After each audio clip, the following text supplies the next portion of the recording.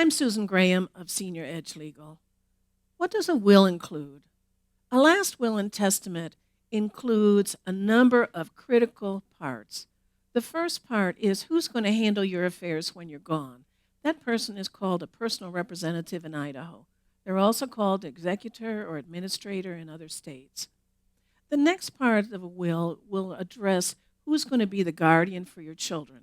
If you have minor children, anyone under the age of 18, you need to select who's going to raise those kids until they reach age 18. Often these are family members or close friends who share the same morals and values that you do. Then you can say who's going to get what I call your stuff.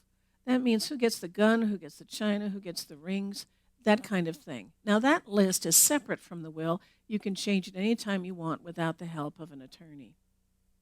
Then you need to say who's going to get certain items. Do you want to say I give my house to someone? Do you want to say I give $5,000 to someone? Those specific bequests needs to be made. And then you say everything else goes to whomever, whether that's your spouse or your kids. If you say it goes to my spouse and then everything else goes to my kids if my spouse fails to survive me, it's important to address how are the monies going to be managed for people who are young. There are studies that show young people are not really tuned in until their late 20s.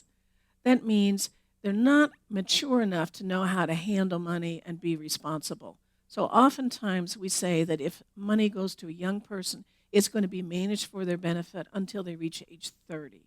You get to choose who's going to do the managing, but the money can be used for schooling, for buying sneakers, a down payment on a house, whatever that other person determines is appropriate. When you sign a will, you're not only going to say who receives your property, but you need to address what happens if they predecease you. I know it's your plan that if that occurred, you would go write another will, but often that doesn't occur because the person who signed the original will lacks the capacity, they're mentally or physically unable to amend the will, or they think they've already got it covered. So it's important to address if someone predeceases you. Then the will just needs to be signed. If you're doing that will, and it's a written will typed out, you need to meet certain standards that are set forth in the Idaho Code.